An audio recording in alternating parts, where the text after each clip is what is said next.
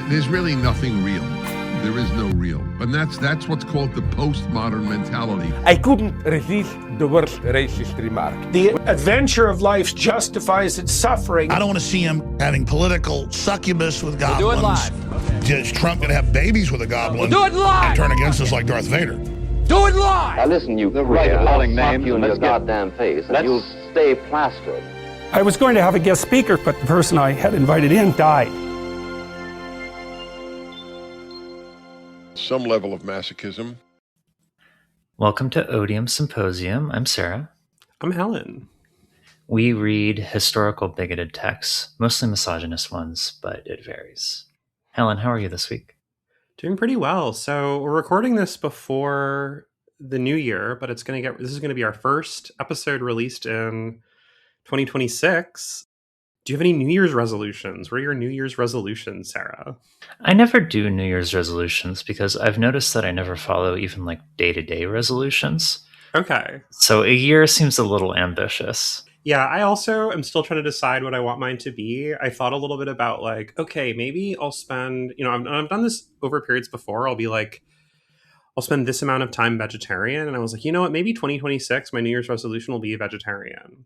And then immediately I started bargaining with myself and I was like, well, maybe, and I was like, you know what? I'll be vegetarian every Tuesday. Yeah, exactly. Well, yeah. Fingers crossed for some resolution that you achieve or that accomplishes something in your life. Yeah, maybe we both have the resolution to end misogyny once and for all. That will be our resolution. I'm not totally sure that's ambitious enough. For example, our podcast is about bigotry more generally. Yeah, I'm trying to keep it small, Okay, let's get into today's topic. All right. I'm the most nervous I've been for any episode because for days, for the listener, for days, Sarah's been messaging me you're going to lose your mind on this one. Absolutely. We've never done something this crazy before. So I've been like, what am I in for here? God, I really hope it lives up to expectations.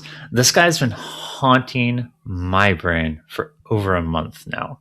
I can't handle it. I need to exercise him, Helen. Okay. The text is one that I told you I had on hand, which is Sexual Animosity Between Men and Women.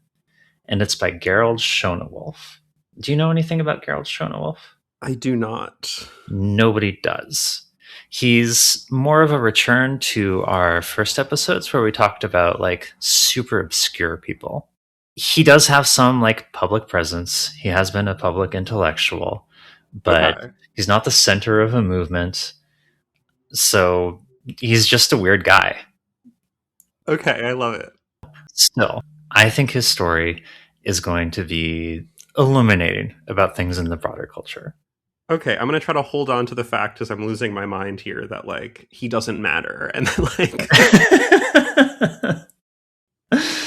maybe that'll help you carry the emotional weight of what's about to happen to you. He will and quite possibly already has died in obscurity. We'll get into that. Yeah. The text that we're looking at was published in 1989. It's a psychoanalytic text intended for a wide audience. Gerald himself was born in 1941 in Texas. He got a psychoanalysis PhD in 1981 from a college that went insolvent last year. And he is the author of more than 30 books. Where did he get his PhD? What country? Was it a U.S. college? It was in the U.S. I want to say it was in Vermont, but I didn't actually write down the name of the college. It's not one that you've probably heard of. We'll fill out that biography a little more later, but it's going to stay sparse. And that sparseness is actually going to be part of our narrative around him. Okay. Yeah, one of the things I learned about psychoanalysis a couple of years ago is, depending on where you are, there's different schools that bitterly hate each other that also have almost exactly the same name.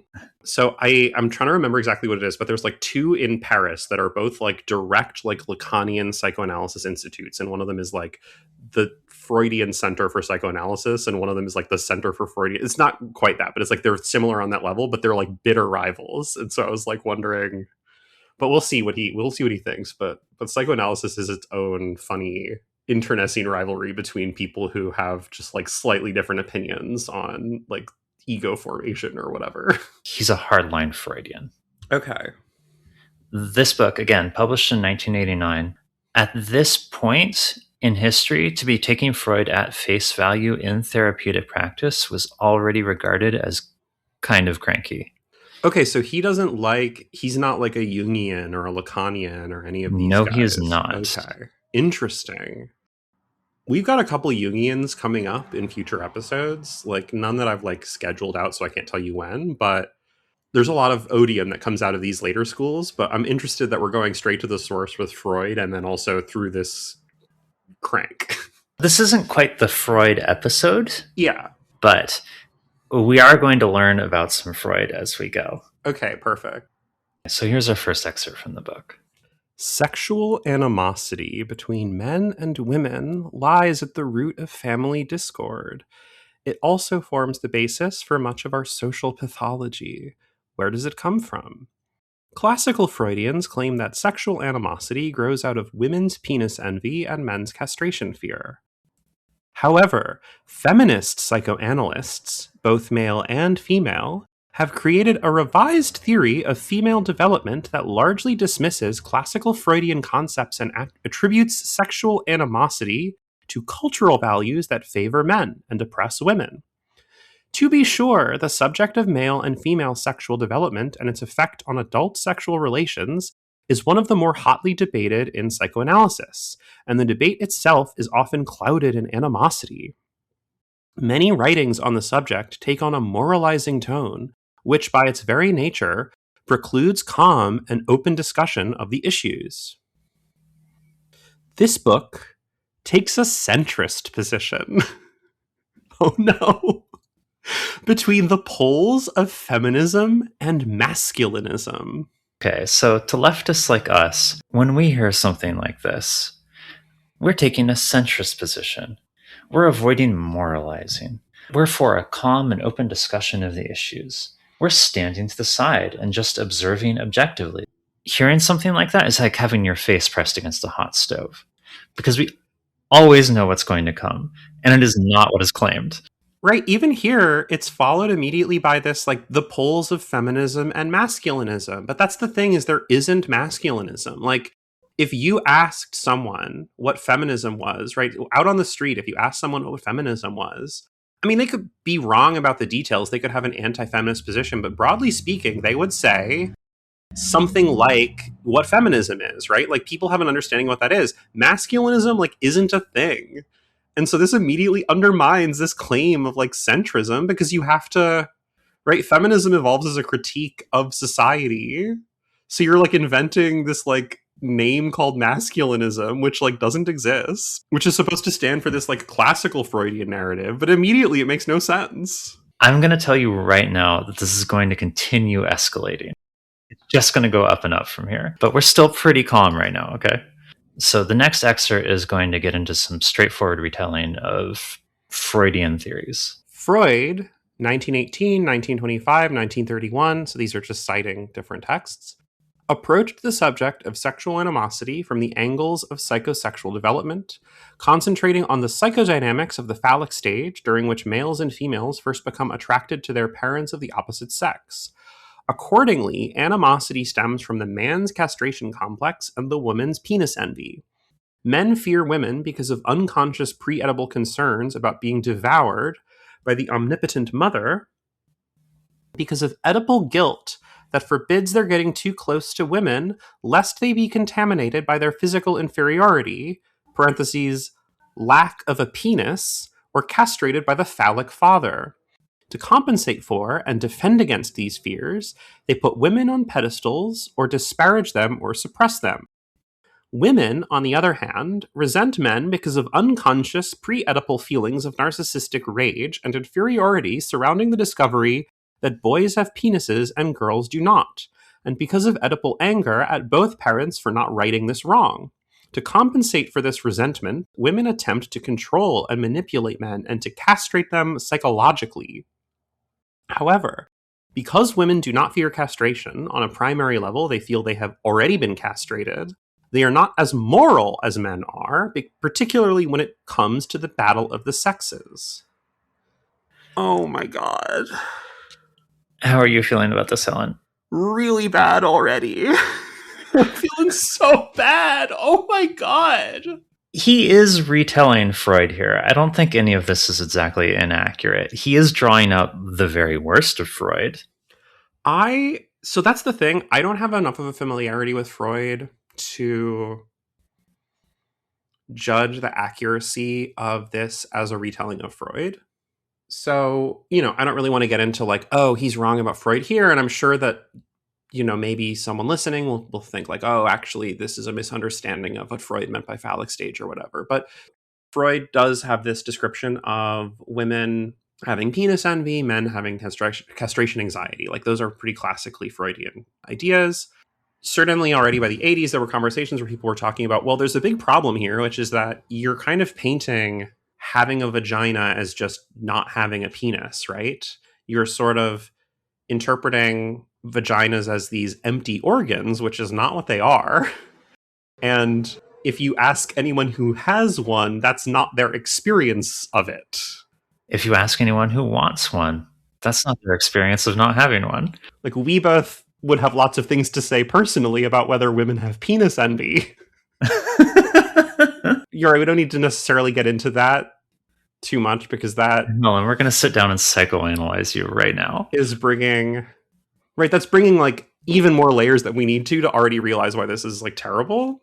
Right, we both would disagree that men and women are defined by this one particular organ, right? Which is sort of this bioessentialist view of gender is something we're both like, no, that's not true.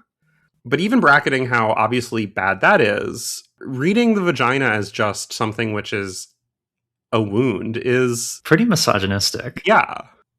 Having started off with a fairly misogynist description, he goes on to acknowledge that some oppression exists. He's kind of establishing his centrist credentials there. Then he starts to go in on feminists a little bit.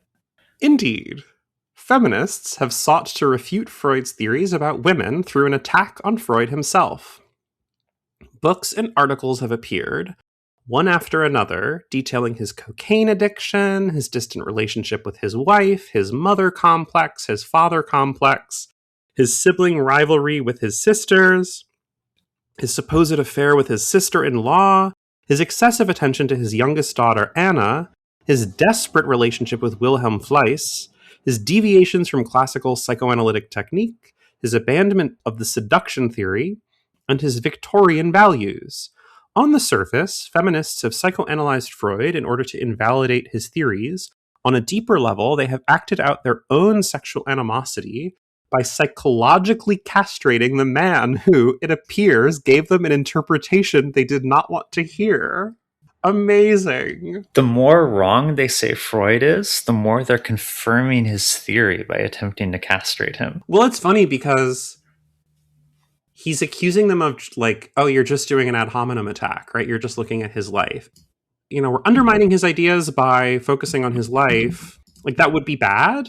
And, like, I'm sure there's people who do that, right? I'm sure whatever. Like, I'm sure there's people who are out there who are like, oh, yeah, like, he said all these things, but how can we trust him? He was addicted to cocaine. And I would agree, like, that's poor critique. That's not really what a lot of these criticisms are about. And I think what a lot of later psychoanalysts, like feminist psychoanalysts, would like to do is to say, look, like, Freud completely revolutionized the way we understand, like, people. And this description of the subconscious and the study of the subconscious, like, was this, like, new idea that I think, like, we all just accept now, right? I think that there is a sense to which, like, there is some pretty widespread agreement that there's a certain level of Freudianism that even people who are like, oh, Freud was terrible, or, like, just accept, right? Like, this sort of discovery of the subconscious is pretty huge. One of the critiques people are making is saying, look, he's really good when it comes to understanding that there's this, like, sort of parallel cognition that's called our subconscious that we don't have direct access to, but which affects us, and you can get access to it through all these different techniques.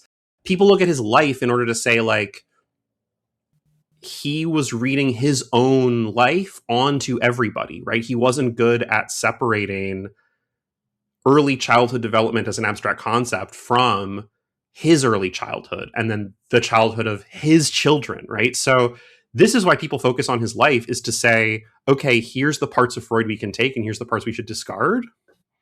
And to read that as just like, oh, you're just trying to discredit him by doing this, it's like, well, no, like he probably did have castration anxiety. And that's why he wrote so much about it and explained it. And it's just that it's not a universal thing. Yeah, it's pretty clear. Like, I don't know that men really are all that obsessed with castration, but it's just like a presumption of his work that everyone is like that. It's almost impossible not to observe that, like, yeah, that's, kind of your thing, Freud. So this is just not what feminists critique. Sure, there are probably people who say this, right? But this is not what the feminist criticism is saying when they're looking at his life. It's not like this attempt to castrate him. It's this attempt to understand how to separate like stuff that was just really about him. So one of the things he talks about feminists criticizing is, quote, his abandonment of the seduction theory. This is in oblique reference to something called the Freudian cover-up. This was a theory that was introduced at a feminist conference in 1971. And the idea here is that one of the things that Freud promoted was the idea that sexual abuse of children happens frequently and that it has serious traumatic effects, that it's really harmful to the person. Later on, he moved away from emphasizing this and toward his theory of the Oedipal complex. And the claim of the Freudian cover-up theory is that he did this first off because of his personal discomfort with the idea that so many men were abusing children, and secondly, because of the discomfort of professional connections he had. And that the Oedipus theory is more or less a cover-up for sexual abuse. When this was introduced, it more or less stayed within feminist circles. I don't even know if he knows that it was presented in 1971, but in 1984, independently, a psychoanalyst named Masson published a book called The Assault on Truth, Freud's Suppression of the Seduction Theory. And this blew up. It became like a big media thing, and it really damaged psychoanalysis's reputation. And so I think he's reacting to that. That narrative is one of saying, look, he had this theory, which he changed for this completely different theory. Even if you wanted to say, oh, it's, it's cynical or it's whatever, to assume that it's out of political and financial, these reasons that are, pretty cynical reasons. It's like, okay, but it's still worth asking this question. Like, if he was discovering in his clinical practice widespread child abuse, which is like, I've read a little bit about this, like that's sort of what happened. Like he talked to kids and he discovered that people had been abused. Why right? Like, why not go with that? There are questions about his theory that his personal life bears directly on. I don't think it's inappropriate for feminists to critique him as a man. Victimology is a new area of research that has recently sprung up out of concern about some of these issues. Unfortunately, much of this research, in scare quotes, is biased, its goal being foreordained to absolve victims of any responsibility for their victimization. In this respect, it is a propaganda effort on behalf of one side of the, quote, battle of the sexes, a quasi-science whose aim is to rally public opinion against victimizers, mostly men, and obtain public sympathy and absolution for victims, mostly women. The destructive aspect of such research is that it creates a paranoid view of male-female relations in which men are viewed as potential persecutors. At the same time, it rewards women for being victims, thereby fostering masochism. If a woman can get sympathy and attention, and sometimes even praise, for being a battered woman, and if, at the same time, she does not have to take responsibility for her contribution to an unhealthy relationship, there will be no motivation for her to grow. On the contrary, there will be a motivation for her to repeat the pattern that evokes so much sympathy and support and from which she comes out smelling like a rose, while her male counterpart is castigated as a villain. Oh my god. Speaking of masochism, did you enjoy reading that excerpt? No. Somehow, in this relationship between the victimizers and the victims, it seems pretty clear that he thinks women are the victimizers as much as men are. Yeah. That is the paranoid fantasy. And it's something we see very much reflected today. I mean, when Me Too kicked in, how many articles by men did you see? How many clips from news anchors and such did you see where people were like, you can't even flirt with a woman in the office anymore because she's going to get you fired. She's going to sue you. We're all victims now. I'm kind of interested in this victimology idea, though. It's a branch of criminology, and from what I could tell, it definitely does not seem to be based on the idea that it ought to absolve victims of responsibility for their victimization. Okay, so now he gets into what I would describe as secular complementarianism. On the other hand, research on gender roles seems to offer valid findings on how the role one is accorded in a society and the value society places on that role affect one's self-esteem and general attitude. The traditional roles of wife and mother have not been given the same respect as the traditional roles played by men. Thus, when public opinion surveys are conducted in which people are asked to rank occupations according to prestige and importance, the profession of surgeon, a traditionally male preserve, ranks first, while homemaker or mother is usually ranked near the bottom. Nor are traditional women's roles portrayed as heroic in the popular media, as traditional men's roles are. We have been deluged with novels, plays, movies, and television shows about physicians, while there have been few works about the heroics of homemaking or motherhood. Such cultural influences cannot help but affect the relationship between the sexes and contribute to sexual animosity. They reinforce feminism and masculinism and bring about a competitive atmosphere between men and women, who vie for the same roles, rather than a complementary atmosphere. They have also had a destructive impact on the family and on child rearing, since a disgruntled mother, unhappy with her role, is less likely to care for her children with the same enthusiasm as a mother who is happy with her role. Okay, so first off, complementarianism, usually a religious doctrine, which says essentially that men and women are made in different ways by God, and they are in a sense equal, but their intended roles are complementary. They support each other. In particular, they are different. He is doing a secular version of that.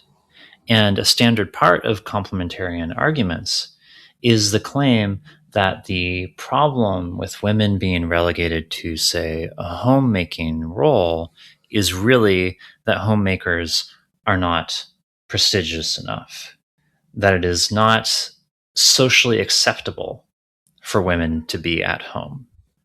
Which, of course, is just a dodge of the real issues involved, which is women being forced into being homemakers, which is homemakers being underpaid if they are paid at all.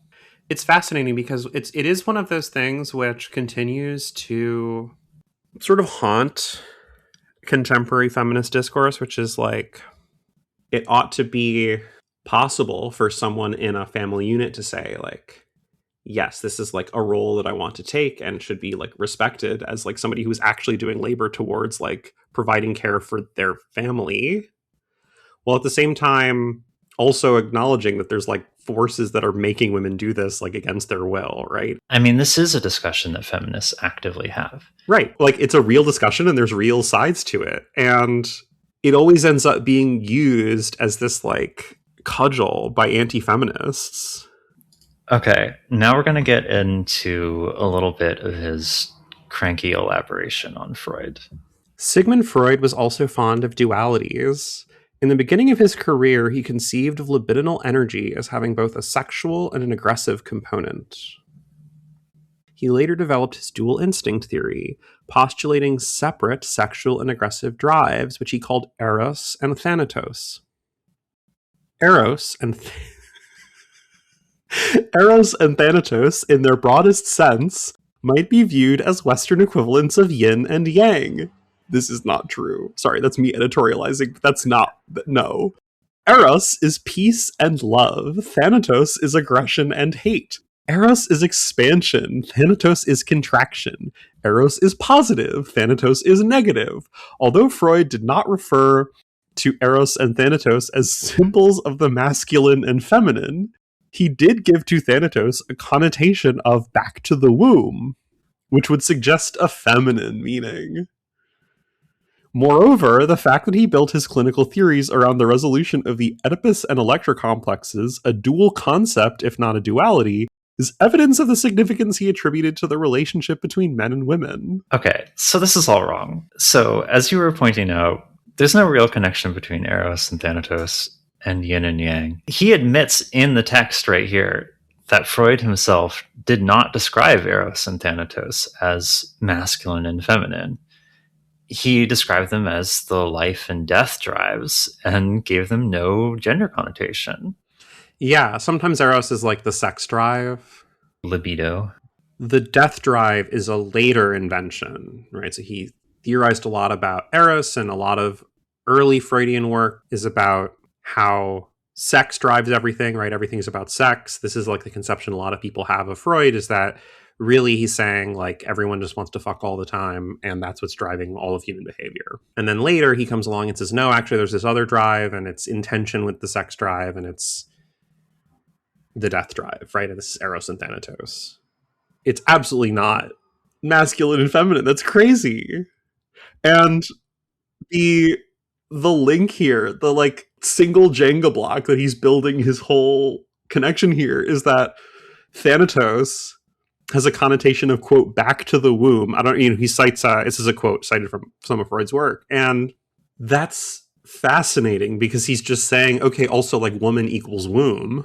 Freud is saying the death drive is a kind of self-annihilating drive, and it is this push toward prior states.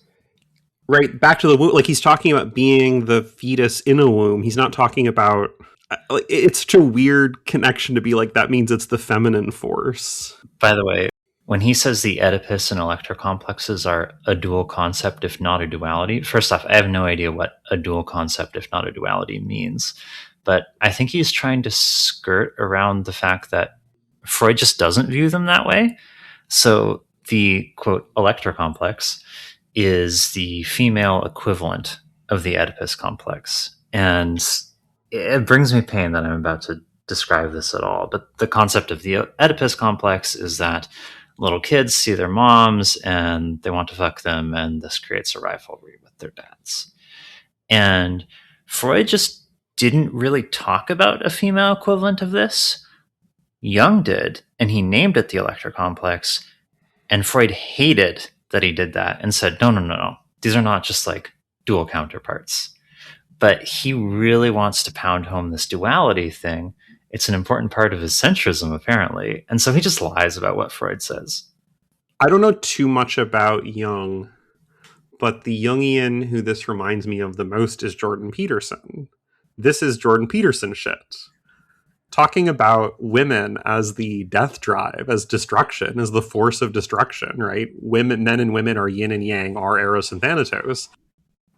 This is Jordan Peterson shit. Like, this is, unfortunately, this guy was like, okay, this guy is obscure. Like, he didn't ever have cultural influence. Unfortunately, this idea has huge cultural influence. There's lots of people who think men and women are locked in this eternal battle of creation and destruction. And seeing it spelled out so clearly like this just makes it so clear how stupid it is. Okay, so he spends some time setting up the idea that mothers fuck up their kids by subtly giving them bad vibes during infancy. This is a really important concept to him. He then gets into Melanie Klein's work on what's called the object relations theory of childhood development, which he's a huge fan of. So I'm going to tell you honestly that I did not read any of Melanie Klein's books on this. The main one was 400 pages long. I was like, I'm not doing that. But I will note that earlier he described Freud as being criticized for too favoring his daughter, Anna Freud. Anna Freud was the main opponent of object relations theory. This is part of his participation in one of these episodes of factionalism that you talked about. Okay, so here's his summary of a bunch of Klein's work.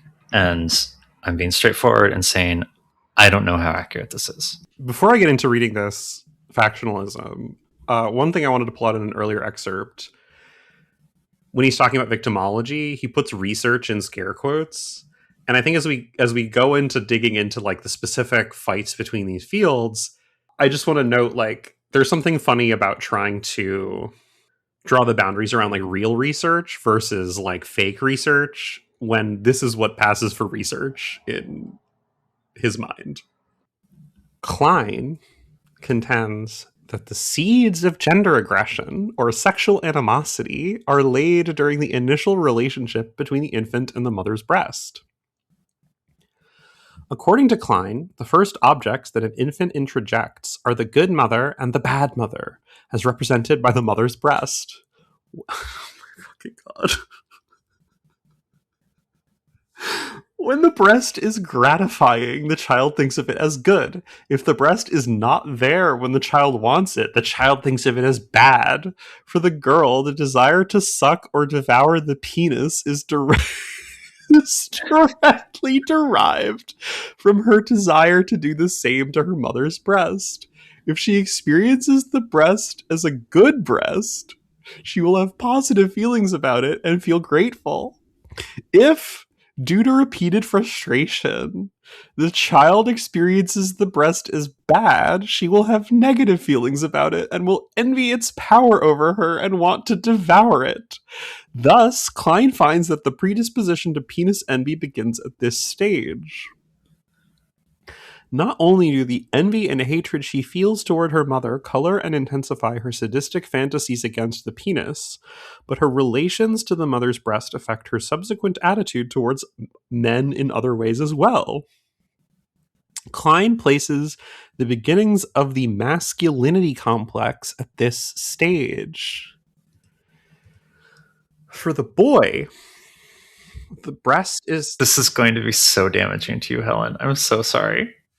For the boy, the breast is the precursor of the castration complex, which in turn leads to animosity and fear of women. If the boy experiences the breast as gratifying, he will think of it as a good breast, and through a process of identification and then introjection, he will think of his penis as a good penis. On the other hand, if he experiences the breast as frustrating, he will perceive it as a bad breast and think of his penis as a bad penis. At the same time, this is killing me. This is killing me. I know what's at going the on. same time, he also imagines that his mother has a penis, or several penises, inside her. These penises originally belonging to the father. If the boy experiences the breast as a bad breast, he then assumes that the penises inside the mother are also bad, and he will then turn away from her, and later from women in general, not wanting to assault them with his bad penis or to risk being assaulted by their internal bad penises. Thus, the initial relationship between the male infant and the breast lays a primitive superstructure in the unconscious that will affect all his future relationships with women. I've only got one thing to say about this, Sarah.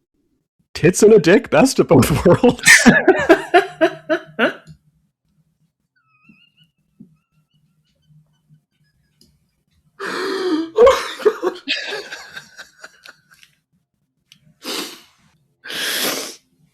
Oh my god.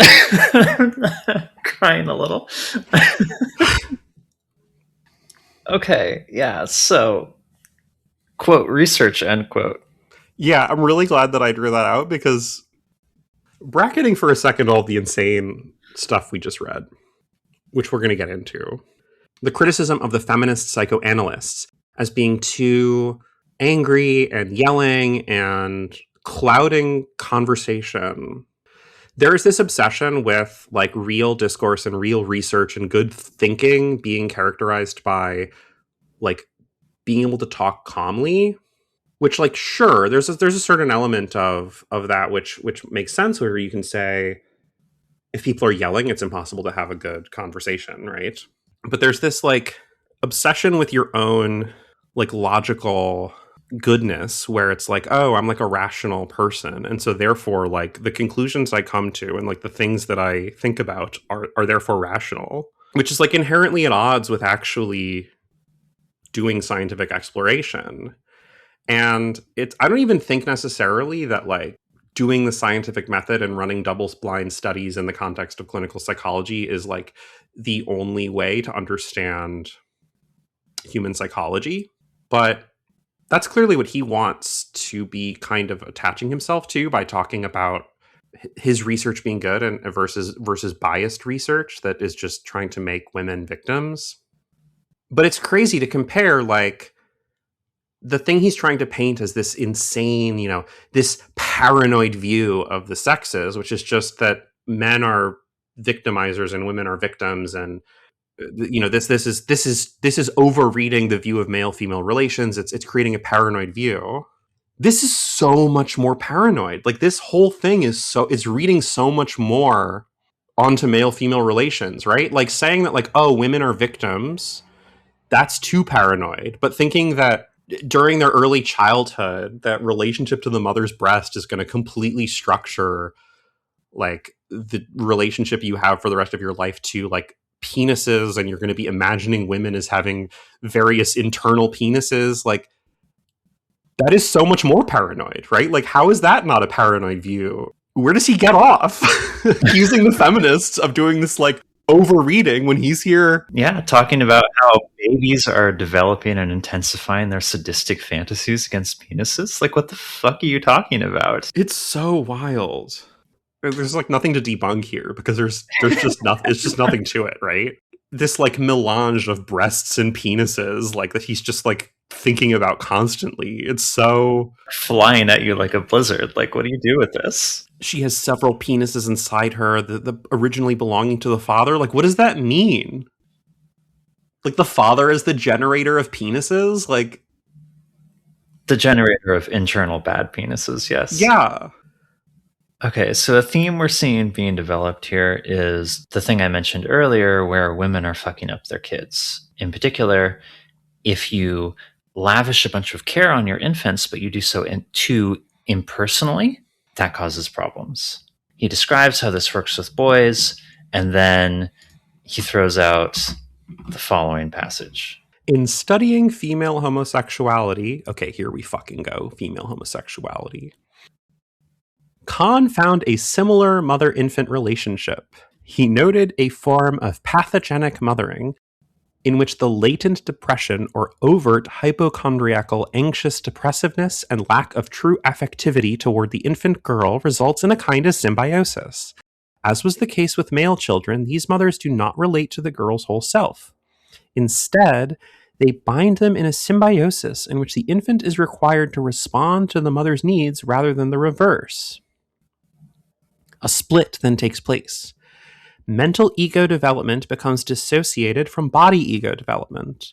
The body ego becomes allied with the mother and her mood, while the mental ego tends to exploit the erotogeneity of the body orifices and body surface out of an attempt to make restitution to the mother, to the deprived body ego, and to compensate for inner anxieties provoked by muted rage and anger. Such a child will develop a precocious form of masturbation as a self-consoling technique, which the mother will attempt to prohibit. This prohibition will only intensify the conflict and guilt, and at the same time turn these activities into an omnipotent means of provoking a response from the mother. The sadomasochistic vicissitudes of the process, Kahn states, can lead to a very profound predisposition towards pathological object relations and distortions of both the instinctual life and ego functions later. Well, that seems pretty clear to me. Okay, I think I need a second to parse this, actually. So he's saying... Oh, Helen, this is such a fool's errand. So the depressed mom ends up requiring emotional fulfillment from the kid. Okay. Yeah, this doesn't make any sense at all. Right. It's just a wall of gibberish. Right? Like there's a phenomenon that exists that corresponds to something he's maybe pointing to with this first sentence. Yeah, this is crazy. This is, oh my God. Helen, do you appreciate the mental distress I've been in? Because I've read this 300-page book cover to cover several times, and so much of it is like this. I mean, he's basically saying that depressed moms make their daughters lesbian AGPs. Like, Yeah. oh my God. Excerpt time. He's going to talk about Freud some more. For girls, the castration complex (parentheses penis envy) involves the awareness that little boys have something they do not, a penis. Freud, citing a 1918 text, agrees with Klein and others that penis envy begins at an earlier phase of development, that is, before the age of 3, and is more closely allied to primal narcissism than to object love. In other words, little girls feel the lack of a penis as a blow to their self-esteem. Hence, it is a narcissistic injury. They feel cheated, first by their mothers, then by their fathers. For little girls, it is a shock, the effect of which is difficult to overcome. It is comparable perhaps to the shock of discovering one's own mortality. Freud explains, from the analyses of many neurotic women, we have learned that women go through an early phase in which they envy their brothers the token of maleness and feel themselves handicapped and ill-treated on account of it. He goes on to say, a mother's favoring of a brother over a sister can lead to an exacerbation of penis envy and resentment of the brother, which in turn leads later to an animosity toward men in general. In addition, Freud describes a link between penis envy and feminism. And this is a quote from Freud. Now, upon this penis envy follows that hostile embitterment displayed by women against men, never entirely absent in the relations between the sexes, the clearest indications of which are to be found in the writings and ambitions of emancipated women. Oh my God. There is something here, which is like, women see the way that their parents treat their brother compared to themselves, and it creates a kind of envy which shapes their psychology and shapes the relations between men and women. That is true. And then there's this whole layer on top where they're like, and also it's all about penises, which just doesn't make any fucking sense. And this is exactly the problem, right? Freud is correct. From the analyses of many neurotic women, we have learned that women go through an early phase in which they envy their brothers and feel themselves handicapped and ill-treated on account of it. Yeah. Like, I don't think Freud necessarily discovered this, but an explanation that, like, the source of animosity between men and women starts very early from this differential treatment between male and female children, like, is true, and it's important to notice, and it's important to study. And then to just shove this, like, oh, so it must be about penises is so fucking stupid. Well, when you dislocate the issue onto the penises, what you're making it is a matter of biological destiny. You're exempting yourself from the need to engage in social negotiation around how this dynamic should work. It's baked in. Okay, he's going to start defending Freud against charges of sexism. Unfortunately, Freud used provocative language throughout his writings about female development. He writes that the effect of the castration complex on the girl is that she, quote, acknowledges the fact of her castration, the consequent superiority of the male, and her own inferiority. Freud means here that the girl acknowledges the apparent superiority of the male's sexual organ, and in her mind, the male himself then appears superior as well. He also writes, quote, there is yet another surprising effect of penis envy, or of discovery of the inferiority of the clitoris, end quote. Here again, he means the apparent inferiority of the clitoris. This kind of language lends itself to misinterpretation. This is so funny to me. He's like, that thing you read, it's not that thing you just read. It didn't mean what it said. It's interesting because I said, we didn't need to necessarily get into the sort of the extra layer of like transness that like both of us would be much more skeptical of this notion of penis envy and the idea of the vagina is like not having any existence. But one of the motors towards like better understanding this anatomy is the development of like vaginoplasty as a surgery. And it is true that early vaginoplasties, one of the things that was worse is that doctors didn't understand like the structure of the clitoris, and that it's actually like there's like a much more complicated internal structure that isn't just like the thing you see on the outside.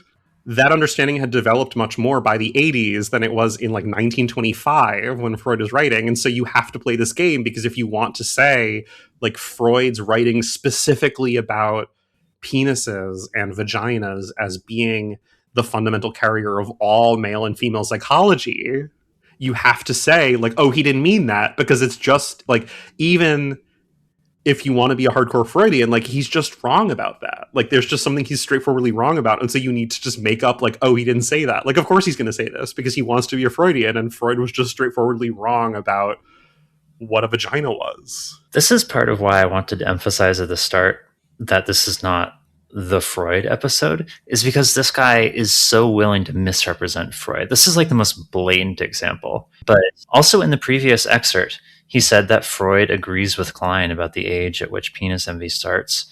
No, he doesn't. I drank a bunch of Freud before this episode started, and it's just not true. He's completely willing to lie about the guy, which limits our ability to create a critique of Freud through this episode, through Schoenewolfe.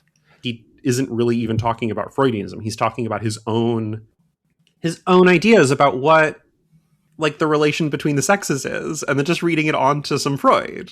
Like, so now he has a chapter devoted largely to a typology of male narcissists.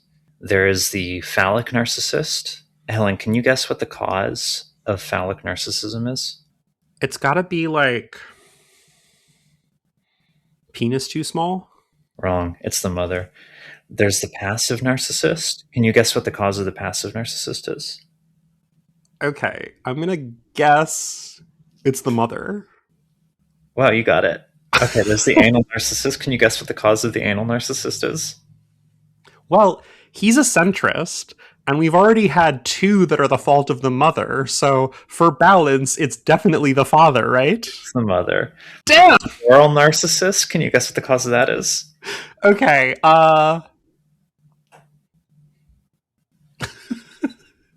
does he just blame everything on the mother?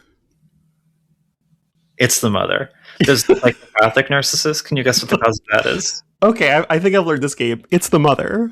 It's the mother. There's the perverse narcissist. Cause the mother. The mother.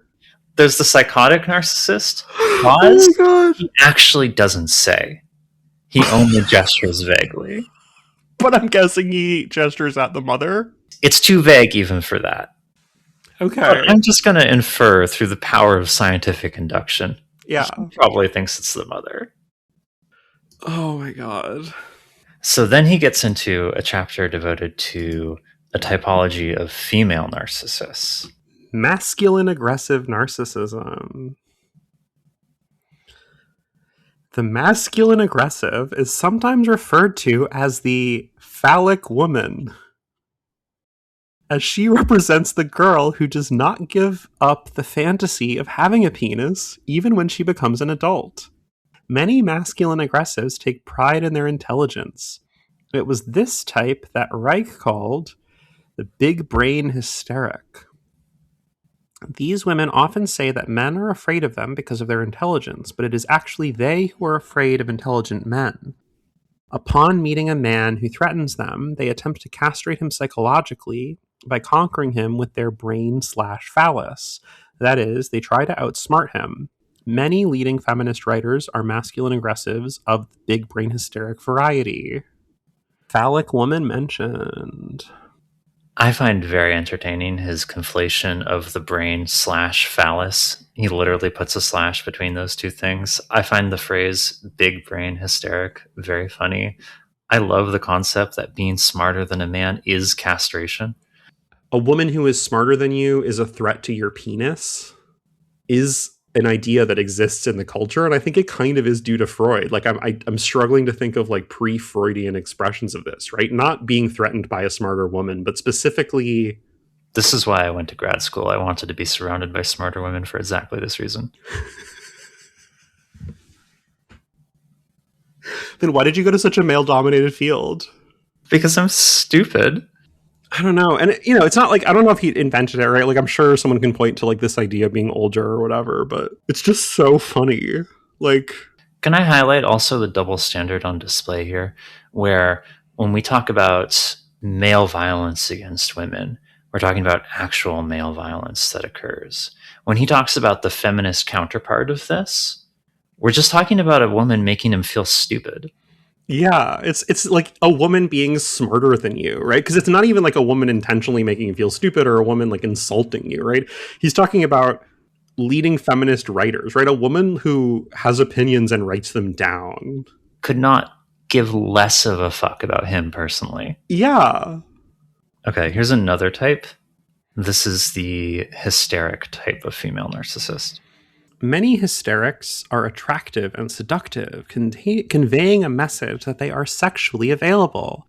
Yet the hysteric will turn on the man who makes a sexual advance and sometimes ridicule him. The degree of animosity varies. Some hysterics can be charming, competent women whose animosity is minimal and subtly expressed. Others can be lethal, driving men to an impotent, violent rage or to abject apathy. Movies such as The Blue Angel, in which a nightclub dancer drives a middle-aged college professor to ruin, provide graphic and moving illustrations of this theme. A typical maneuver of the angriest type of hysteric is to act seductively towards a male authority figure, such as a boss.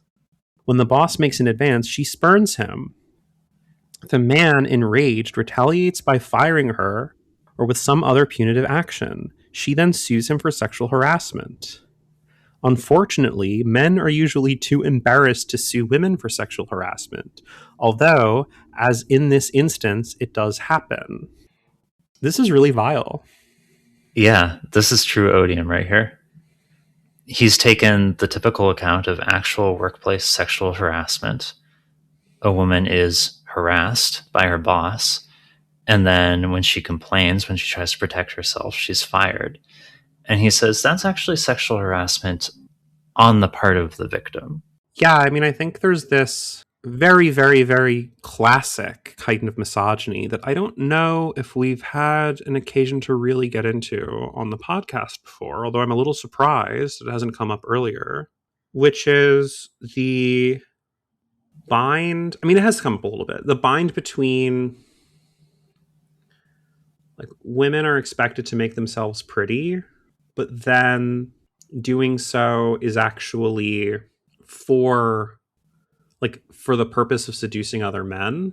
We saw it a little bit in the Cato episode when they're talking, because that was all about like this law about being able to wear nice clothes. But there is this particular thing that like misogynists will constantly do where they're like, oh, if you didn't want me to say these gross things to you, like, why did you wear like a hot outfit?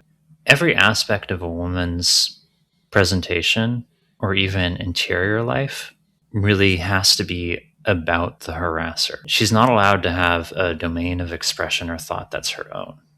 Yeah, and it's even like taking this like very reasonable and understandable and like I think universal desire that's like people have to like look good and be seen as attractive is like then license for whatever advance a man wants to make, even up to like violating a woman's boundaries and assaulting, harassing, whatever it is. And then ultimately firing her, which, by the way, you should sue her for that.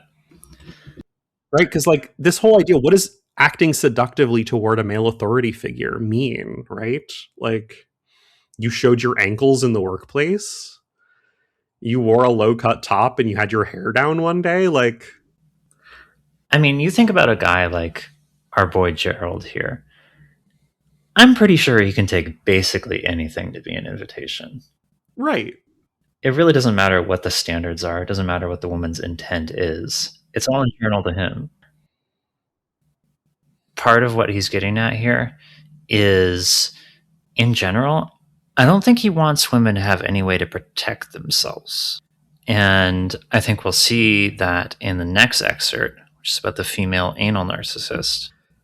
Anal narcissism. Female anal narcissists, like male anals, tend to have sadomasochistic relationships. They may be sadistic or masochistic, and they will have a strong obsessive compulsive substructure to their character. The sadist views men as beasts who need to be tamed. Their penises and everything else about them is seen as dirty, including their feces, urine, and sperm. She will attempt to dominate and train her spouse, nagging him about lifting the toilet lid before he urinates or insisting that he use condoms during sex. Oh boy. There's quite a swerve here between the really comical complaint that he has here that sometimes women don't want you to piss all over the toilet seat, and then him saying, by the way, women should not be allowed to insist on birth control. That is an attempt at domination, it is an attempt at training, it is narcissistic. The complete and utter rejection of like any conversation about like, oh, like maybe this woman is actually worried about getting pregnant and like wants to have control over her body, and as just like she thinks his sperm is dirty. It's so stupid, and it's so insulting to you, the reader. Like, not only is he stupid, he thinks you're stupid, and he's laughing at you as he writes this. Whether or not he believes it, on some level, he is enjoying how stupid this is. He has to be. Well, we'll get into it later, but to be honest, I kind of believe in his genuineness. I don't know, like, I really don't think he can believe that not wanting to sit on a piss-covered toilet is obsessive cleanliness. Like, this is either, like, if he's really genuine, this is the stupidest motherfucker alive. I think he might be the stupidest motherfucker alive. Oh my fucking god. I'm so sorry. All right, hit me with the next excerpt. I don't know what else to say about this guy. Okay, so now we're going to get into the effects of sexual animosity on society. Almost immediately, he describes what male narcissism is to him. It's identifying yourself as a man first, then as a human being, extolling masculinity and disparaging femininity. On the other hand, being a female narcissist means identifying as a woman first, then a human being, disowning the masculine part of yourself, and extolling femininity. You become identified with femaleness and with the ideology of feminism. And then we start to go off the rails. Cardiner, 1954, examines the effects of mass movements on male-female relations and on society. And he takes a view similar to Hoffer's, asking whether the feminist movement, women's increasing aggressiveness, and men's increasing passivity are related to the enormous rise in homosexuality and mass movements. He wonders whether this increase in homosexuality will lead to a society in which homosexual values become the dominant force, in which the heterosexual lifestyle and the family gradually disappear. He wonders whether our society can survive such a trend, asserting that the separation of the sexes as typified by homosexuality leads to a decrease in the number of opportunities to be masculine and feminine, which in turn depresses self-esteem and gives rise to aggression and hatred. So he's citing this guy who wrote in 1954, so pre-AIDS.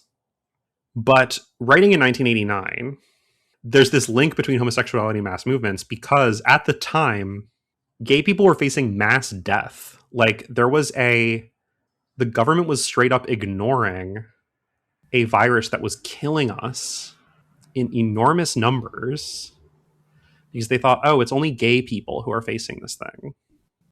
It's something which continues to have huge ramifications for like the queer community today. Like, there's lots of conversations about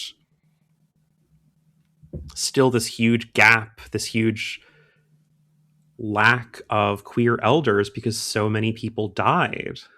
To talk about the rise of homosexuality and mass movements, quote unquote, this is really bleak.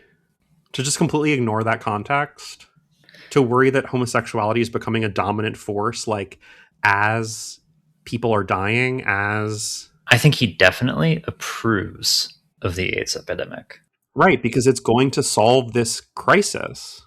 Okay, this next excerpt is going to ramp all that up. The more narcissistic a nation is, that is, the more its collective eros has been frustrated, the more viciously it will fight.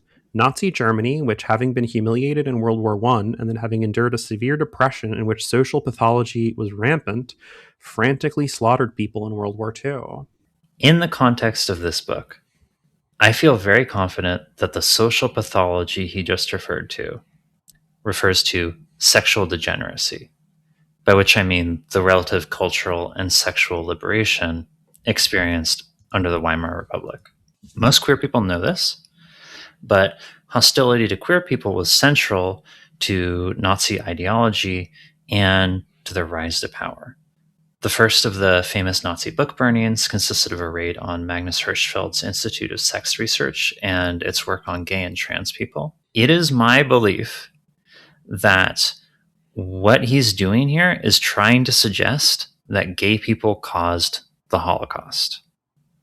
I think he's more than trying to suggest it. I mean, he's saying straight up, like, the humiliation of World War I led to a severe depression. That depression was characterized by social pathology, and the more narcissistic a nation is, where narcissism is like, as he's described before, right? He's just done this typology of narcissism. It doesn't necessarily, it's not quite the same thing as like what maybe we mean colloquially when we call someone a narcissist, but this like obsession that comes from a frustration of the ego, right? He's saying this is what led to World War II, is the pathology of like sexual deviance in Weimar Germany. And like, because this is another connection he draws that I didn't talk about because I was so stunned by his view of the rise of homosexuality that's completely ignoring the way that queer people are dying in huge numbers. But he talks about like homosexuality is emerging out of a gender narcissism, right? Like feminism and female homosexuality are both arising from the narcissism of women as women, and right, and male homosexuality is the narcissism of men as men. And so I don't even think it's like a suggestion. I think it is the straightforward meaning of this sentence that he's saying gay people caused the Holocaust. This is awful. This is really bad. I hate this guy. Yeah, this is real odium. Okay, let's do something a little bit lighter, which is to hop into the time washing machine. Yeah, I love the time washing machine. I love to be in the eternal 2025, 1989. The first phase of the feminist cultural revolution, which served to intimidate opponents with its intensity and hysteria, was followed by a second stage during which a subtle political transformation occurred. The core of this stage was a kind of cultural revisionism and censorship, not unlike those that had accompanied previous cultural revolutions. Oh my god. For example, the late 1940s and early 1950s saw a right-wing cultural revolution during which, quote, McCarthyism, with its emphasis on patriotism and hatred of communism, became the prevailing value system. Books and papers propagated the new McCarthy line, and a hearing was held to purge from the government all communists and Communist Party sympathizers. If an individual even looked like a communist, he might be fired, censored, snubbed by friends, and stripped of his basic rights as a citizen. Similarly, in the second stage of the feminist revolution, feminist values, with their emphasis on women's emancipation from, quote, male oppression, replaced earlier values. A new form of revisionism and censorship took hold in which, quote, sexists and, quote, sexism became the new scapegoats for women's and society's pent-up aggression. An individual who became known as a sexist might have his writings censored, might be denied promotion at his job or tenure at a university, and in general might find himself snubbed, ostracized, and stigmatized by colleagues and friends. This is the time washing machine in like maybe the most extreme form we've seen so far, because I've had like exactly this conversation. Both having been mathematicians in 2020, Sarah and I will both remember there was explicitly a letter that was published in the American Mathematical Society magazine directly saying that the practice of asking for, or even the practice of expecting to see in job applications a diversity statement. So this practice is, you can critique the practice of diversity statements, but basically there was this understanding, and from math academia is the one I'm most familiar with, that when you're writing a job application, you include this diversity statement, which is basically a statement of, hey, we noticed that like math is vastly disproportionately white men, and we need to actually like work actively to include other people and notice ways in which underrepresented groups are forced out of academia. And so you should write like, what are the things that you are doing in your career to think broadly about like your social role and math as a social discipline. They published a letter, the American Mathematical Society notices, published a letter which explicitly says like, oh, the practice of asking for diversity statements is actually the same as McCarthyism if you think about it. People were dying in the streets. Yeah. They were getting shot. The discourse felt totally disconnected from reality because, it kind of was. We were all having like our genteel little arguments in which we brought out these absurd specters. Meanwhile, real oppression was happening all around us. And now here we are in 2025, and that sort of discourse seems more like a dead letter than ever. People are being rounded up and sent into concentration camps. And yet still we have to put up with this shit, the new McCarthyism, over and over and over and over and over. That's what we mean by the time washing machine. After this, he spends quite a while going on about homosexuals ruining society. He can't keep off of this theme for very long. And it would get very repetitive if I clip too much of it, but I'm just going to send you a paragraph. This is from the end of a 2-page rant about this. It was humankind's narcissism which resisted the knowledge that the world was round, that humans were descended from apes, and that human motives were largely unconscious. Similarly, homosexuals, who represent the two poles of male and female narcissism, resist the knowledge that their sexual behavior is a deviation from the norm, and that such behavior on a wide scale may threaten the future of society. For homosexuality is more than an act between consenting adults. It is a long-term social movement which is destructive to male-female relations, the family, and child-rearing, since homosexuals are invariably carriers of sexual animosity and have problems with cross-sexual relationships. This is just classic homophobia, right? Like, this is just the classic homophobia. There's just nothing else to say about it. This is what people who think homosexuality is a sin, like, this is just what they think. Homosexuals are like the flat earthers of male-female relations. Like, it's... There's just nothing here.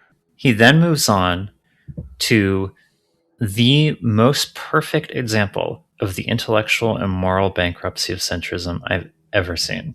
Neither masculinism and its aspect of misogyny, nor feminism and its undertow of hysteria is a viable form of liberation. Liberation is related to mastery of the self, not of others. What sexual narcissists call liberation is actually a kind of narcissistic, sadomasochistic ritual.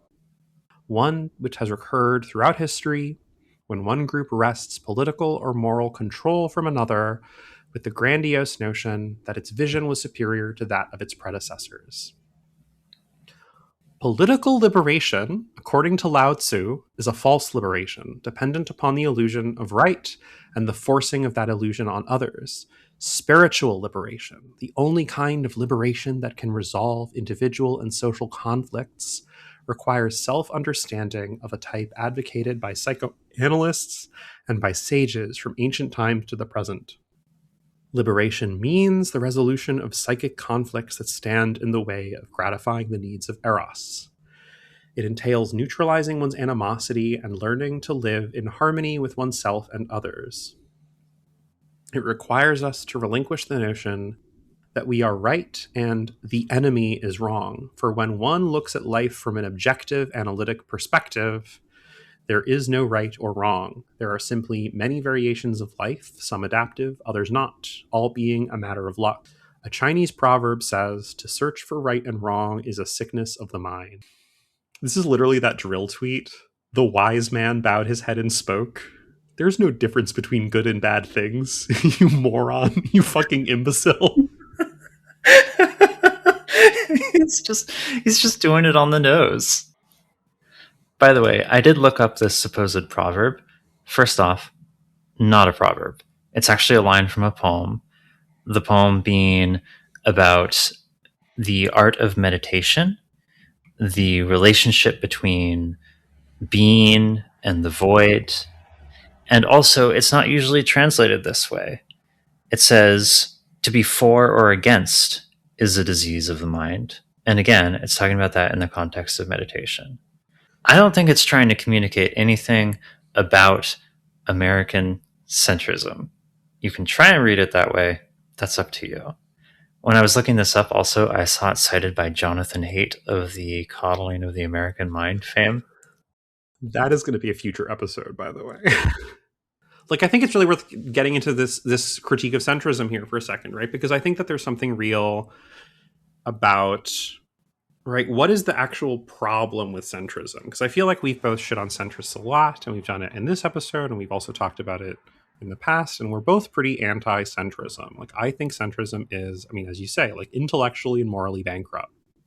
So what is actually that critique? And the critique is that you're starting with this perspective, which is you shouldn't be dogmatic about right and wrong. You shouldn't think that, you know, whatever your position on like objective morality is versus relativism versus whatever, right? You should at least recognize your own human fallibility to know objectively right and wrong.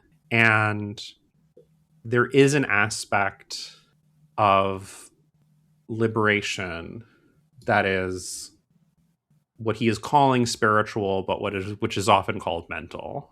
And this is something which Marxist and like leftist movements are extremely aware of. There's thousands of pages by Marxists and Marx himself.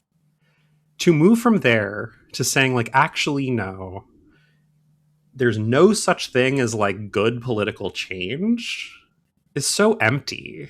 If you want to have this investment in like, oh, mental liberation is this process and spiritual liberation is a real thing, and you need to actually resolve your own psychic conflicts. Like, part of that is actually because that is a key process in your material liberation. It's totally stupid to think that there's no such thing as like material subjugation, right? Like, that's what you'd have to believe to take this reading, which is to say like, oh, there's actually no such thing as political liberation. And it's like, well, no, that's obviously not true, right? You can point to very like specific political problems that like need to be solved. Centrism is like there's no values to it. There's no politics to it, because you don't have actually anything you stand for. There's nothing you're fighting for. The thing that you want in centrism is to be regarded by other people as reasonable, but that's not actually a value of any kind. That's not what people usually mean when they talk about having values. I'm going to have a take on centrism, but I'm saving it for later. And it's this is actually very close to Jordan Peterson shit, right? This is like Jordan Peterson's whole thing is like, oh, instead of trying to go change the world, clean your room. Focus on caring for these basic local needs, and that will empower you to like actualize yourself. That second part is like never part of the message that like, oh, that'll allow you to go out in the world and do things and change, actually shape your life the way you want to. It's always like, oh, well, just keep cleaning your room. Just keep, never come together, right? And this is something we also see when he's talking about like homosexuality and math and feminism as narcissistic movements. He is saying that instead of the binding force being solidarity, being the shared recognition of your material situation, which is bringing you together to try to work together to change it, it's actually narcissism. He is trying to convince us that solidarity is a form of narcissism, even though those two things could not be more opposed. It's so fucking stupid. I'm sensing some animosity toward this guy developing from you. I don't know, maybe you're locating a bunch of bad penises within him or something? Yeah, I'm actually just jealous of his penis. Hold on, there's a huge helicopter like going by the window right now. They're coming for you, Helen. They're coming to take my penis. Thank God. Yeah. Now we have a section titled Patriarchy, Matriarchy, or Egalitarianism. This is mostly about various animal studies and claiming that the sort of hierarchies that emerge in the natural world should govern what hierarchies exist in the human world. And spoiler, he straight up comes out in favor of patriarchy. He's like, yeah, that's the best way to do it. There is also a universal attitude of chivalry toward the female, according to Lorenz. Male dogs and wolves never bite females. Quote, similar absolute inhibitions against biting a female are found in hamsters, in certain finches, such as goldfinches, and even in several reptiles, for example, the South European emerald lizard. End quote. Even when it appears that the female of the species is dominant, in the mating of bullfinches, for example, during which the female continually pecks at the male, in reality, the male remains dominant. Quote, when a male bullfinch is pecked by his wife, he in no way assumes a submissive attitude, but on the contrary, he shows sexual self-display and tenderness, end quote. The male is not pushed by the pecking of the female into a subordinate position. He does not turn his backside to her, but rather shows his superiority by accepting her pecking without becoming aggressive himself. Nor does he let himself be put out of a sexual mood. I find this passage incredibly funny. Like, first off, male dogs and wolves never bite females. This is not true. It's just a complete lie. I love the way he describes the male bullfinch as being pecked by his wife. Yeah, can we get into like bullfinch complementarianism? Like, okay, God made the male and the female bullfinches, and they're there to support each other, but you know, does the female bullfinch peck the male bullfinch because the female bullfinch's like mother like fed her brother more worms, and so she has like worm envy? Like, is the good worm and the bad worm, and then you have like a cloaca? Like, does she have bad cloaca? Like, the male bullfinch is probably full of bad worms. Yeah, she's trying to pick them out of him. right. God. Also, the pure "I'm not owned" energy of this. Yeah, the whole thing of like, oh, you know, okay, it might look like the men are just sitting there, but actually that's them showing their superiority. Like, he's inventing like centrism for bullfinches. He's like, listen, the bullfinch is actually still full of like virile sexual energy, by the way. He doesn't let himself be put out of a sexual mood by all this. Just pure projection onto these fucking birds. Okay, the last half of the book consists of case studies. These are less entertaining, but more vicious than what precedes. So I clipped just the single worst example that I found in those sections, but they're like terrible. I'm just not going to go over them. Once again, there is a middle ground between the position of male narcissists who assume that every woman who is raped somehow, quote, asks for it, and the position of female narcissists who assume that no woman ever asks for it or in any way contributes to rape. There are cases in which women absolutely do not ask for it.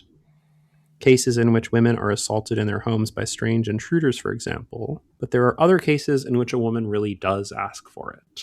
Okay, so he's Yeah. nothing really to analyze there. Nothing funny about that. No, I mean, it's just straight up rape apology. Let's move on from the book itself and just ask, like, what the fuck is up with this guy? There is an organization, the ATCSI, which stands for the Alliance for Therapeutic Choice and Scientific Integrity. In 2014, it changed from its prior name, which was NARTH, the National Association for Research and Therapy of Homosexuality. Oh, no. So he was on the board of this organization? Yes, that's right. A 2013 Vice article described Gerald Schoenewolfe by saying, quote, Dr. Gerald Schoenewolfe is NARTH's most prominent and loudest member, end quote.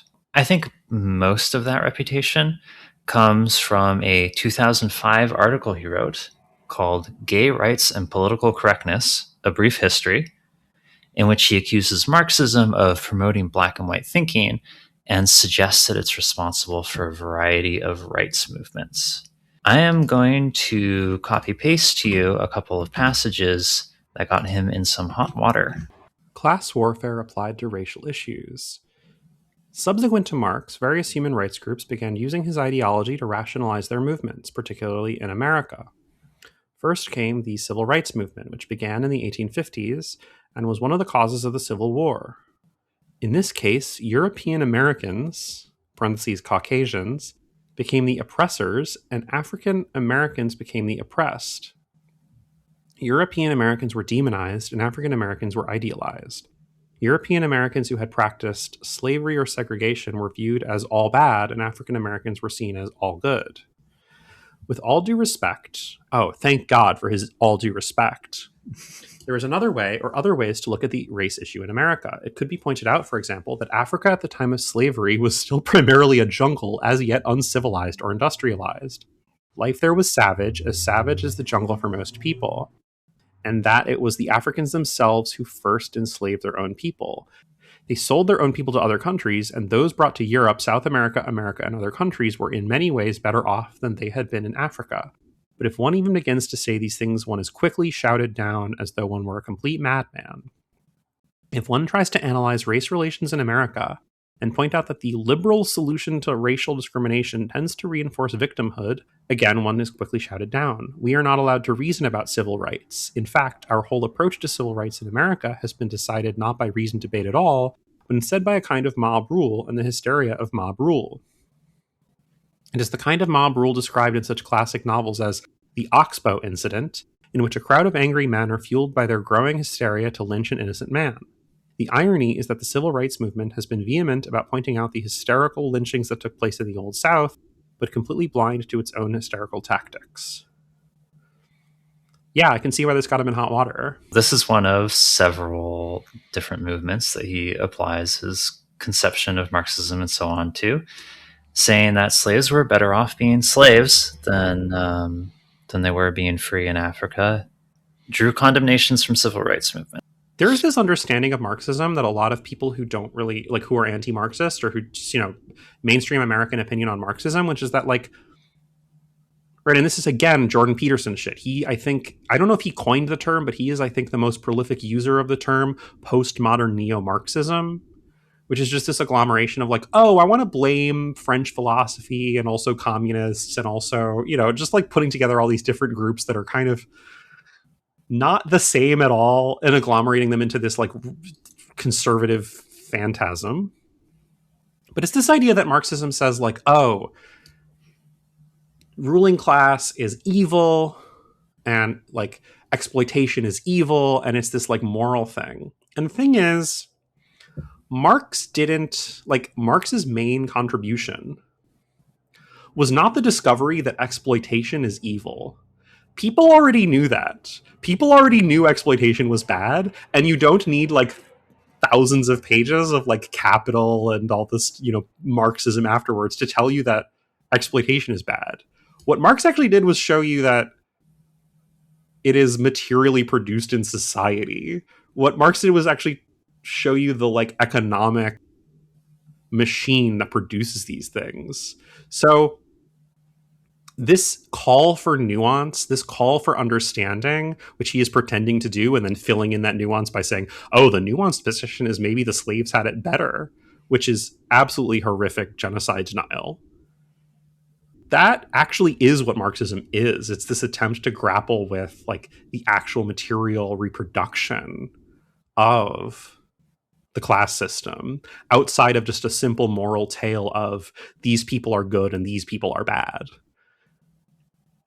So that's, like, step one. Step two, locating the beginning of the civil rights movement as in 1850s and the cause of the Civil War is fucking insane. Fascinated by that. What the fuck is he talking about? He's just talking about the abolition movement.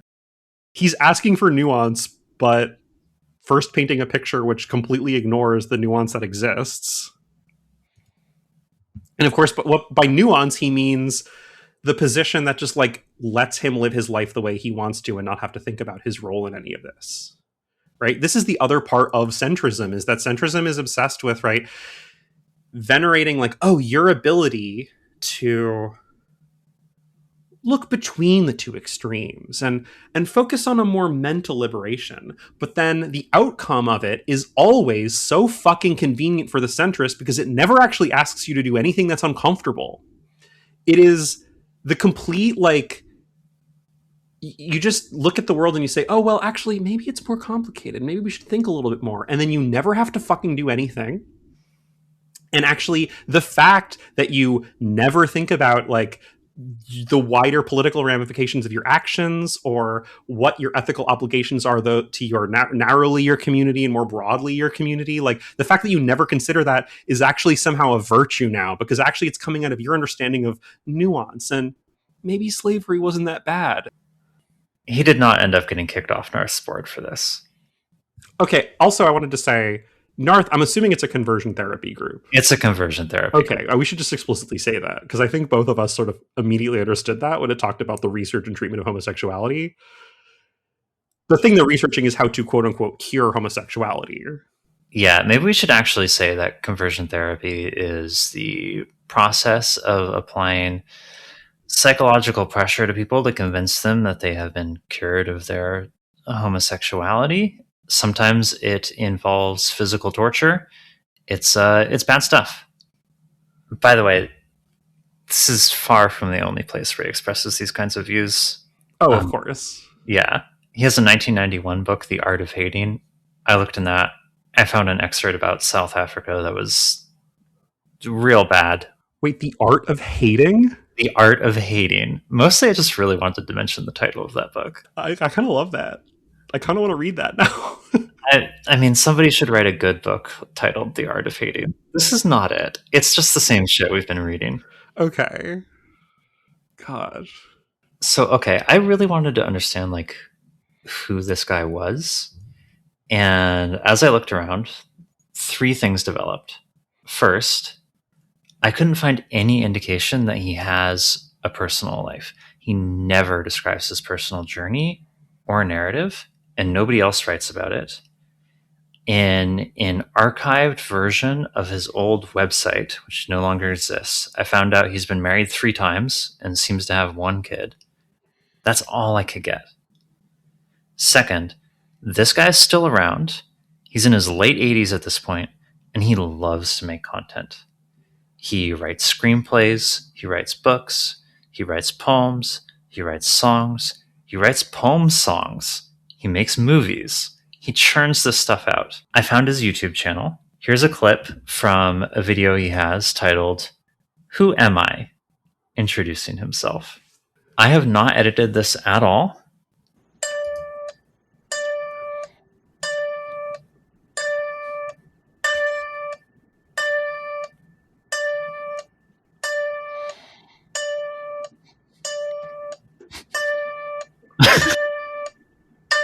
What? Words are flashing on the screen about how he's resisting political correctness. Oh my god. Hello, my name is Gerald Schoenewolfe, and I wanted to take a moment to introduce myself before I continue these podcasts that are under the general title of Psychoanalysis Now. Okay, so he's a podcaster. I'm kind of speechless right now. Let me caveat that by saying I have no evidence that this podcast actually exists. I could not find it. So I think he made the video intending to start a podcast series, and then he just never did it. Here he is describing his recent work of biographical fiction. Hello, I'm Gerald Schoenewolfe, a psychoanalyst and writer. I've just published a new book called Lizzie. It's a biographical novel about Lizzie Borden, which I think is the most authentic portrait of her ever written. I'd like to read you a chapter from the book about when she was molested by her father when she was 6 years old. Chapter 5. Oh no. It was very dark in Daddy's room, and Lizzie could barely see her daddy. Okay, I cut it off there. Oh no. Are you okay, Helen? I don't know if I'm okay. The listeners don't know this, but we have video feeds. And the look of pain on your face right now is indescribable. I've never seen you like this. I'm really glad you cut that off because I was really like preparing myself for like, okay, how is he gonna like describe like? No, there's no way I would subject you to that. Yeah, like because of course he thinks like Lizzie Borden, like she was like chopping up. Like I'm imagining this book is just like her chopping up her parents and try to uncover the bad penises inside of them, right? Like that's what he thinks is happening. Right. He has a long-standing obsession with Lizzie Borden. In the sexual animosity book, one of the case studies is the study of someone named Lizzie, and he explicitly mentions her resemblance to Lizzie Borden. I looked, and there is no evidence whatsoever that Lizzie Borden, who is most famous for allegedly murdering her parents and then being acquitted, there is no evidence whatsoever that she was abused by her parents. I haven't really read up on Lizzie Borden, but that was not part of my understanding of that story at all. It is quite a choice for him to choose this chapter to read. None of the other chapters of this book are up on YouTube. I think it's worth saying one of the maybe mainstream liberal objections to conversion therapy, or the ways people try to argue with it, is to say that it does not work. That's not really related to why I'm against it. Like, and it's a little worrying to think that if somebody came out tomorrow and said, oh, we found this method of conversion therapy that works, that somehow this would mean that the liberal consensus that conversion therapy should be banned would maybe start like wavering. Like the thing that's bad about conversion therapy is like that it is torturing children. And in particular, it's often very pedophilic. The way that these like monsters try to quote unquote cure homosexuality is often like encouraging, somehow trying to encourage children to have the right kind of sexual feelings towards the proper gender, right? Whichever.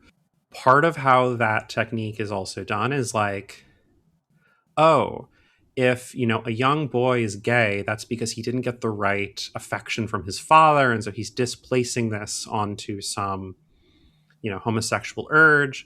And so the way to do this is to actually have the right kind of same-sex affection. And so it often ends up with therapists, quote unquote, right, these conversion therapists either like directly themselves forcing themselves on these kids, or sort of forcing kids into affection with each other, right? But in a way which I think is just straightforwardly assault. But it all stems from this obsession with child sexuality, this obsession with child sexual development, and trying to control and be involved in child sexuality, which is just straightforwardly pedophilic. It's so disgusting. And that's part of why I was in so much pain going into this chapter, because I realized like, oh, this is his like pedophilic urge, which is the same reason he's like doing these things to kids in his like research of the treatment of homosexuality. Like he's gonna like vent that in this book about Lizzie Borden, where he has this like sexual erotic imagination about her being abused by her dad. Now, this guy is still alive, so I can't say that he is a... Yeah. Okay, so I looked up some of his works of fiction, and please enjoy this first description, which ties in very well to what we were just talking about. Testimonials for Dr. Schoenewolfe's works, from a review of his feature film, Therapy. Although the wind chill was in single digits, the public screening of Dr. Gerald Schoenewolfe's film, Therapy, at Anthology Film Archive's new filmmaker series was hot stuff indeed. Featuring but a few actors, Therapy portrays a budding therapist, male, his female patient, her father, and psychiatric supervisors. Doc and patient become romantically involved after she reports having been sexually abused. Yeah. Yeah, let's chalk that up as a mark in favor of our unspoken hypothesis. Which we are not alleging. Right. Okay, so this one is called The Mayor Who Kissed an Intern, with possibly what I might describe as the most self-published book cover of all time. And it's like big block of text. Mayor who kissed an intern in like a sans serif font is taking up half the page, and the other half of the page has got his name, Gerald Schoenewolfe, and then this photo, this like reproduction of a like sort of Picasso style cubist portrait, but it's not a Picasso. It's like presumably some like free, copyright free image that he's allowed to use. Like portrait of a woman in this kind of vaguely cubist style, but actually it's not really cubist at all. Like everything is kind of placed correctly and it just looks weird. Here's the description of the book.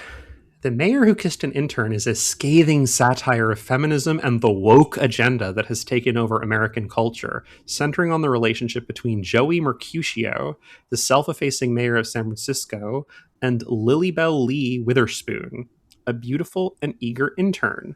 The book follows their story as she relentlessly seduces him into kissing her, then accuses him of rape. Since he is a beloved mayor, it is a great shock when her accusation is announced by feminist attorney Deborah Bittner on the steps of City Hall on a hot summer day. Before long, the mayor is reviled by liberal politicians and reporters across the world and required to sit before a panel and a booing crowd of over 100,000 people in a stadium near San Francisco Bay. Only his wife, Riley Wang, loves him as Joey waits for the verdict by a biased feminist panel. Ultimately, he is forced to vacate his job as mayor when the presiding judge, Lucinda Hogsford, announces, "We find Joey Mercutio guilty of first-degree sexual degradation with intent, second-degree sexual indignity with gross male toxication, third-degree sexual effrontery with unabashed masculine misanthropy, and finally, in all due disrespect, we find him guilty of fourth-degree demonization of a woman, along with first, second, and fourth-degree objectification of the third kind." The story goes on to tell of Joey developing his garden of Lilybelle's mercy fuck, of the lesbian party at City celebrating the banishing of all males to reprogramming camps, of a second panel which sentences Joey to be horsewhipped by Lilybelle, and to his quote, his penis and testicles removed, as well as his upper and lower prostate, so that no male will ever objectify or tongue rape a woman again. In the end, the Fugonauts, a strange species from outer space, take over the world and banish all feminists to a special pasture, while Joey and Riley move to southern China and live happily after. That wasn't me misreading it. He ends it with happily after. Okay. Credit where it's due. He recognizes that no one is going to read this goddamn shit, so he better put the whole plot in the description because he's really proud of the plot. This is every beat of the book because no one's going to read this fucking shit. I want to see the Broadway musical of this. Like, you know how there's like a musical of Reefer Madness? I did not know that, actually. Okay, so there's a musical of Reefer Madness, and it's basically like they took this propaganda film, Reefer Madness, and they were like, this is actually super campy. Let's make it into a musical. And it's a hilarious musical where it's just like, it's totally insane. I think from this plot, I think this could pass, right? Like, this could make an incredible, like, camp John Waters movie. I agree with that. Oh, that would be so good. That would be so good. Right? Like, I would watch the fuck out of this. Oh my god. Okay, this one's even better. Flugelhorn's Flight, or Kidnapped by Babes from Outer Space.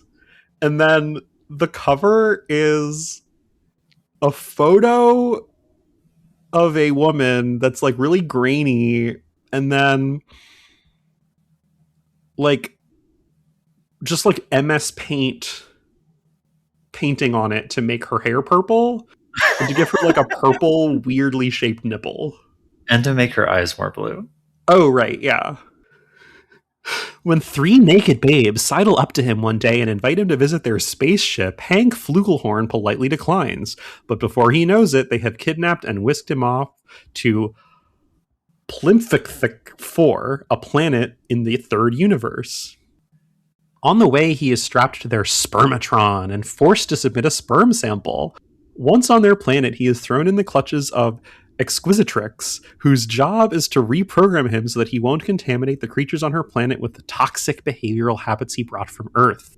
Exquisitrix explains to him how all males have died off due to homopox, and now his job is to repopulate the planet. Oh my fucking god.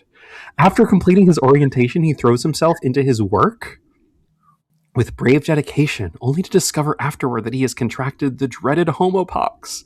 But he manages to steal a ship and take off for Earth with his favorite space gal, Snurdglup. Homopox? Homopox.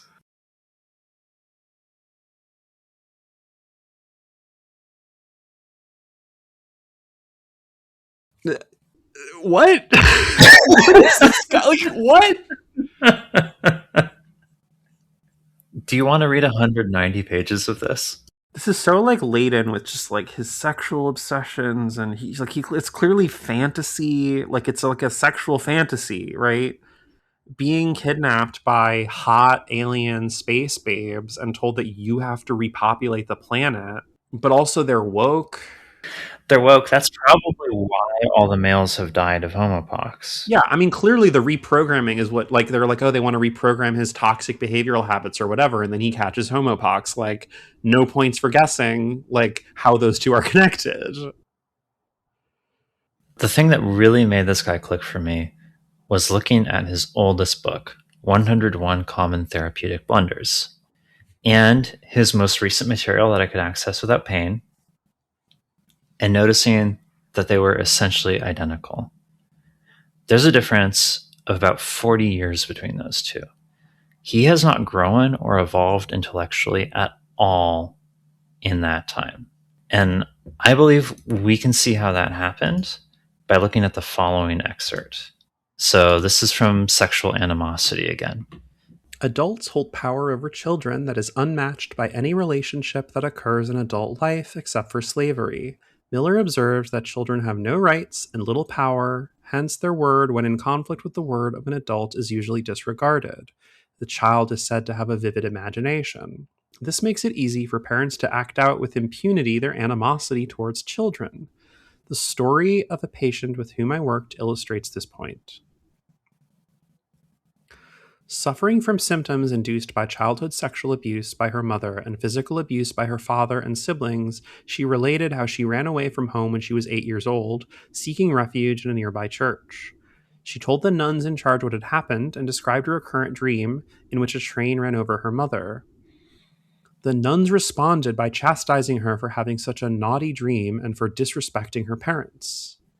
They took her home against the little girl's pleas and cries that she would be harmed, and reported to her parents what she had told them. The parents accused the child of making up stories, and the nuns left feeling they had acted appropriately. The parents then beat the child and berated her for, quote, betraying the family. This was indeed hypnotic induction. The girl grew up feeling like the family traitor. This suggestion had not only been implanted in her psyche by her parents, but had also been reinforced by the nun's response. The patient did not remember this incident until it came up in the course of treatment. Okay, so far, this is cooking. He's described a power dynamic that actually exists in the world. He's described some concrete consequences of it. This is the point at which someone with the ability to actually intellectualize would connect this to a broader discussion of how these power dynamics propagate and what it means that they're prevalent in our society. Parents often act out the same defensive maneuvers with their children as they do with their spouses. A phallic narcissistic father will sexually tease and abandon his Oedipal daughter, and a hysterical narcissist will tease and abandon her Oedipal son. An anal narcissist will sadistically dominate or masochistically submit to the child, and an oral narcissist will infantilize or, quote, cling to the child. So at the exact point at which he was about to have some insight, what he did was he turned to his gibberish to protect him from the event. That, I think, is not only revealing of what psychoanalysis does for him, I think this reflects a pattern that exists within centrism that is part of what defines it. You attach yourself to a framework of existing power, treating it as neutral and objective, and you use that structure to prevent your own personal and intellectual growth. So that's Gerald Schoenewolfe. Yeah, that's pretty bad.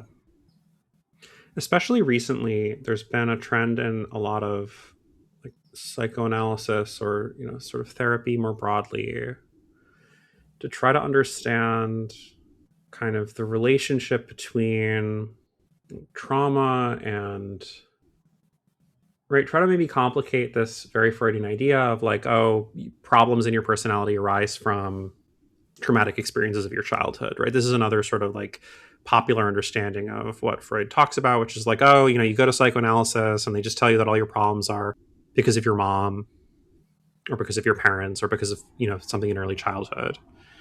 And like part of why this like pedophilic obsession with children is so upsetting, I mean, other than just like pedophilia is upsetting and these things are upsetting, is like it really does matter. And it is hard to talk about childhood sexual development, but it really does matter that we understand that children have like an experience of sexuality and that is something that can go very badly. And we have to think about like, what does a healthy version of that look like?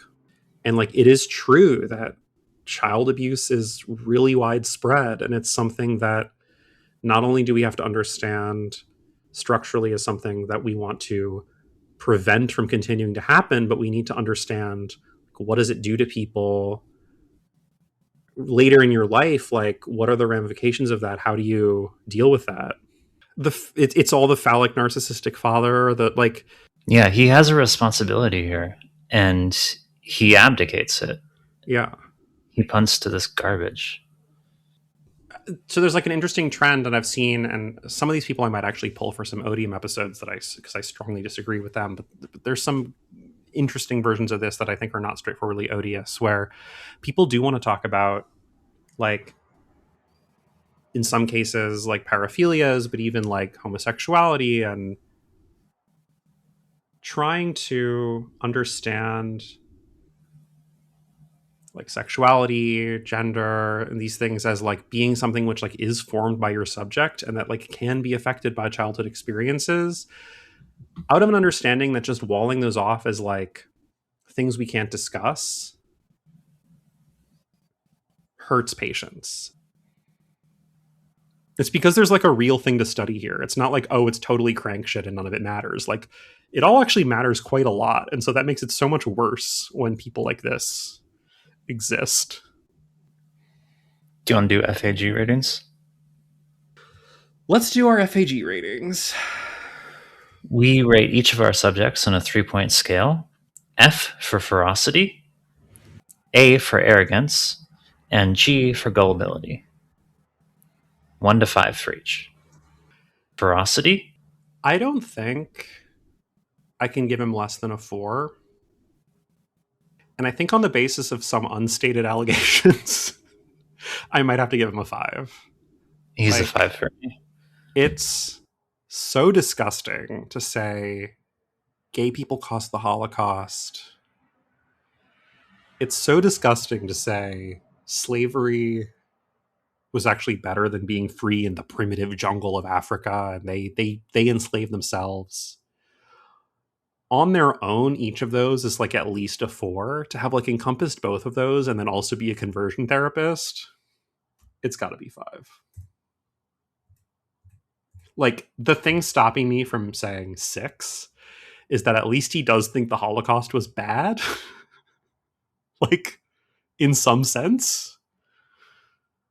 Like, he's using it, like, he agrees that, like, gay, like, homosexuality should be criminalized, but he is using the Holocaust as an example of something bad that happened when the Germans slaughtered people. Well, now I'm regretting not putting this in, but he does have a 1994 book entitled Why the Holocaust Was Good. Wait, really? No, I made that up. Oh, okay. I was fully ready to believe you. Because, like, we gave Anglin a 6, and we gave Anglin a 6 on the basis that he was like, the Holocaust was good and we have to do it again. Arrogance. 5. Yeah. Helen, it's happening. Can you feel it? I'm feeling it. I'm feeling it because he's a 5 gullibility easy. Yeah, he is. We've got our perfect 15. We did it. We did it, Sarah. It happened in our lifetimes. This guy sucks. This guy sucks so bad. And like, awful. this is one of the worst, like, even as we're like laughing at like some of this stuff is really crazy, like the knowledge of the abuse that he is like proximate to and variously aiding or committing. Truly harrowing stuff. Yeah, this guy's absolutely Anglin bad. I think we gave Anglin like a cheater's 15, right? Yeah, actually, this is your first 15. I gave Anglin a cheater's 15 because I thought he was more gullible. This guy, no evidence that he is anything but fully enthralled to this viewpoint. And I think, you know, especially with the last thing you pointed out, like, he's using it protectively. Like, I've seen a lot of cases, or you know, reading some psychoanalysis, like, I've seen more than one case of, I've read more than one thing where I'm like, this feels more like you are trying to cope with the fact that if you really admitted how bad things were, you'd be too depressed. This is like by far the worst version of that cope. And it seems like a cope that has just totally like warped him into an actual monster. Yeah, I mean, in psychoanalysis, this concept of repeating your trauma and enacting it over and over instead of healing is like very core. I don't want to say that what's going on with him is that he was traumatized by the experiences of his patients, and so he's protecting himself from that necessarily. But at the very least, like, the evil inside him, I think he's stuck in a pattern, in a loop that protects him from dealing with that. I mean, I actually think it's really interesting because we were a little bit on the same wavelength, because one of the things we're going to talk about, and this is not a spoiler really in any way, but one of the things we're going to talk about next episode is the contemporary notion of trauma and the way in which trauma is kind of a depoliticizing concept. If you understand that what somebody is doing as related to trauma, it is a way of ignoring the social and political ramifications of it. Okay, now that we've presented you with a guy who is almost as bad as a human being possibly can be sure to tell your friends about the podcast. Yeah. We don't really know how to market or promote it, so we are just relying on you to spread the word. If you like our podcast, you should. One thing that podcasters are always saying is to review them on Apple Podcasts because, quote, it really matters. We don't know if that's true, but if you like our podcast, like, please review us because it's the black box. It's the algorithm gods. Who knows what they're up to? Maybe if we send them offers, they'll respond. Yeah. You've got a YouTube channel now. You can leave us YouTube comments, review us on Apple Podcasts. Go to the Patreon, subscribe to get your episodes early. Yeah, if you're listening to this on the Tuesday or soon after the Tuesday comes out, you could have listened to it 3 or 4 days earlier if you gave us $5 a month. So yeah, become an Odium connoisseur, patreon.com/Odium Symposium. Okay, I think that's it. Yeah, bye. All right, goodbye, lovelies. There's really nothing real. There is no real. And that's what's called the postmodern mentality. I couldn't resist the worst racist remark. The adventure of life justifies its suffering. I don't want to see him having political succubus with goblins. Do it live. Is Trump going to have babies with a goblin? Do it live. And turn against us like Darth Vader? Do it live. Now listen, you right, I'll calling slap names you in and your goddamn face, and you'll stay plastered. I was going to have a guest speaker, but the person I had invited in died. Some level of masochism.